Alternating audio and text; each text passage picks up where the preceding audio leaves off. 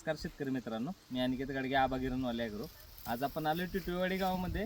समाधान आनंदराव पवार यांचा ऊसाचा प्लॉट आहे. आडसाली लागवड आहे. पूर्णपणे पाटपाण्यावरती क्षेत्र आहे. पाण्याची कमतरता आहे, रान हलका आहे.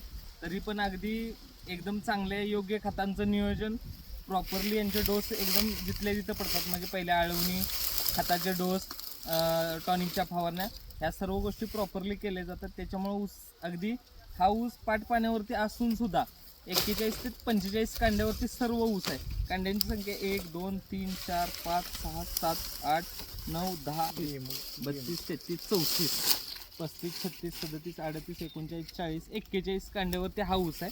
बऱ्यापैकी ऊसाची जाडी वगैरे चांगली आहे. बाटकोंब सुद्धा 30 ते 35 कांड्यावरती प्रत्येक बाटकोंब आहे.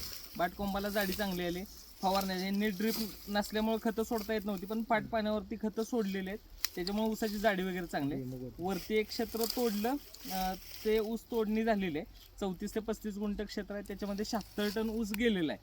म्हणजे पाटपाण्यावर असून सुद्धा 2 टन प्लस उत्पादन निघालेलं आहे. या क्षेत्रामध्ये भुईमुग होता, म्हणजे आंतरपीक होतं, तरी सुद्धा ऊसाची जाडी चांगली आहे. ऊसाचा फुटवा चांगला आहे. उत्पादन देखील 2 टन प्लस ऊस निघून जाणार आहे. पाटपाण्यावरती कसं होतं, 2.5 टनापर्यंत जायचं असेल तर तुम्हाला ड्रिप करणं गरजेचं आहे. ह्या गोष्टी केल्या पाहिजेत.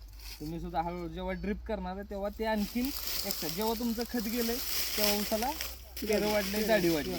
जेव्हा खत संपले, आता इथं खत संपले, इथलं पेरं लांब राहिलं. त्याच्यामुळे अजून ड्रिप इरिगेशन केल्यानंतर उत्पादन नक्कीच निघून जाईल. धन्यवाद.